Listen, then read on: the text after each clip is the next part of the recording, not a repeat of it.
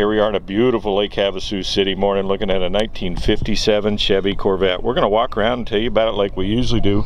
Very nicely done. Sitting on a body off frame style restoration. Resto-Mod format, so to speak. Finished in a GM torch red, I believe. We'll get to the specs when we can. Try and speak to the estate and figure out what the deal is there color wise, but it clearly looks like GM torch red. Has polished, or excuse me, chrome plated torque thrust wheels on it. Stance is very nice. Nice body and paint. The gentleman that owned this car and had it built worked for Eliminator for over 40 years. Eliminator boats here in Lake Havasu City. So a lot of work was done, and you'll see nice little Eliminator touches as we walk around. Finish is very nice. The car has probably about 300 miles since it was completed. We'll get under the hood, that type of thing, and cover the specs for you there and tell you what we know about the powertrain. Underneath the hood's a 305 Chevy V8 with 1990s tune port fuel injection on it. All polished up, that kind of thing. 4-speed transmission. Factory style rear differential up front here. It has fully independent front suspension, tubular control arms, rack and pinion steering. Nice little Resto-Mod upgrade. Disc brakes up front here. Again, the chrome plated torque thrust wheels on it. We could pick it for a couple little small marks here and there, but it absolutely looks wonderful from a very short distance.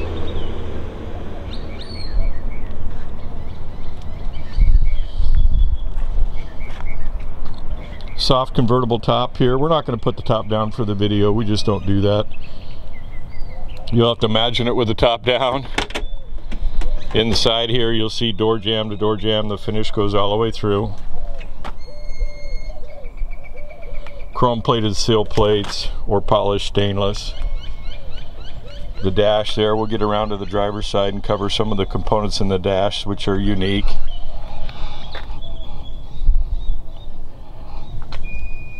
To the top of the interior here. Red vinyl interior in it.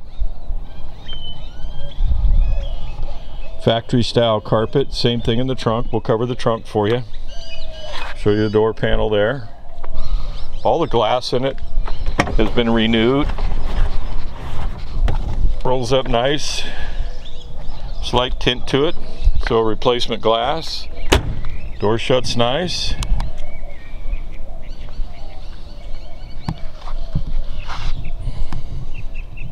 Get a nice stance on it. We'll get tire sizes. We're actually going to get it back to my shop and we'll get it up on the lift and cover the undercarriage for you. We have not done that yet, and we'll be able to go into more detail.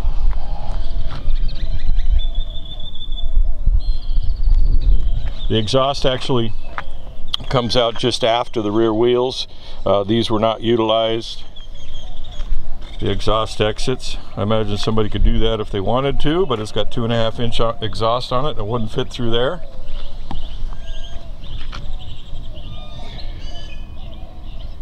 Nice and peaceful in the park this morning. Fuel door here.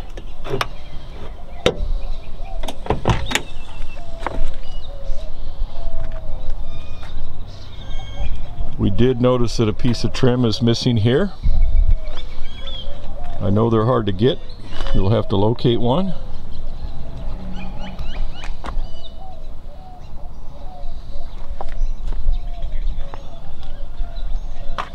Downsized factory style steering wheel with the updated rack and pinion. You didn't need the big one. The bump pad here on the dash is done in the same upholstery on the seats. Again, we'll get you a good look at the back here. Headliner. And the carpet. Sit down here. The dash wise.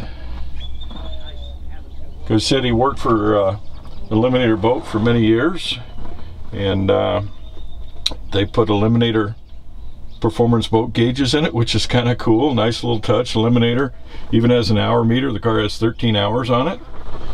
Has a factory style radio. We're not going to test it. We never do. Assume it doesn't work. Miles since restoration are 312. Starts and runs wonderfully. Again, 4-speed transmission here.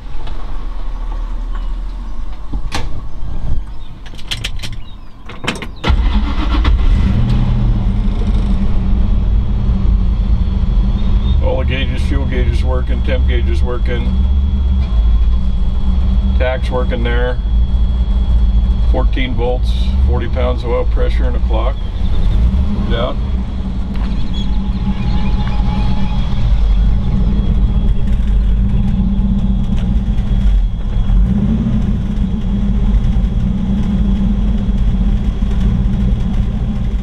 Alright, we'll get you underneath the hood here. Very nicely done little Resto-Mod. Finish follows all the way through the bottom side of the hood. All the inner fender aprons and areas leading up to the hood edges are smoothed out.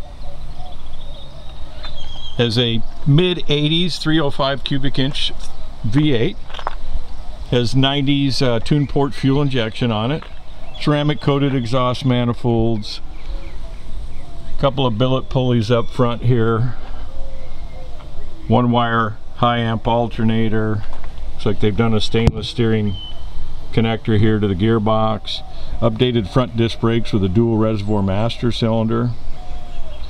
GM HEI ignition, individual port fuel injectors.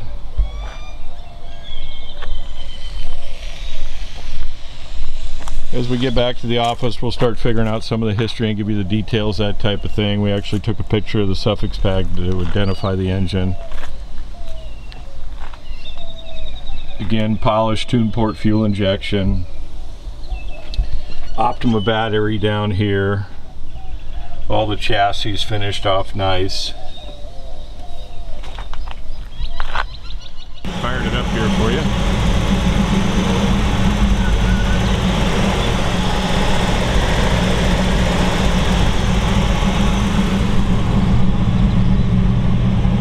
Start it right up. 4-speed manual transmission.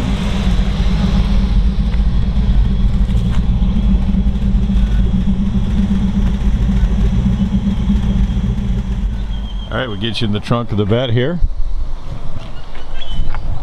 Same finish on the car, follows all the way through, jams, that type of thing. The vinyl upholstery matches what's in the forward compartment of the car. Spare tire well, there is no spare. It's like they use stainless hardware on the back here. Okay, we'll get you the bird's eye view.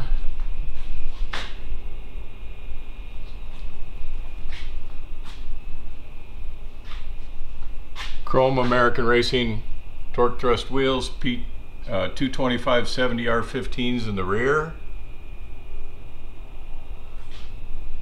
Beautiful straight body. Body work done by a boat glass guy, body and paint.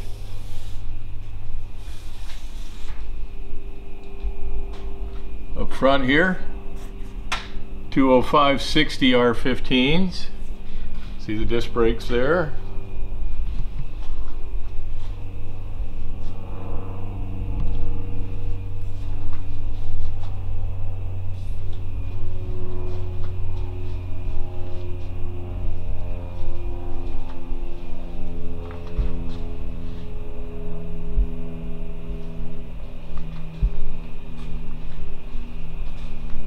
Here, as we talked about during the walk around, body off, frame style restoration. Frame's been all restored, refinished. Factory rear differential, parallel leaf springs.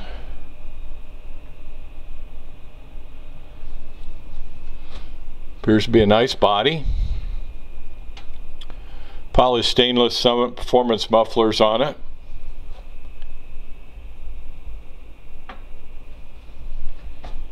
Kind of walk through and give you a feel here. They've installed a brake bias valve here so you can adjust front to rear bias because they've updated the front.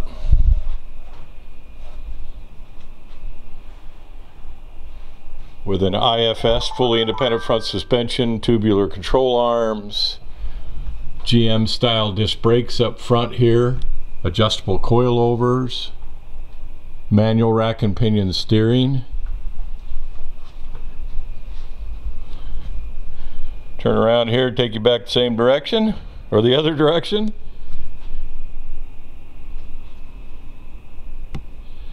The T10 4-speed here.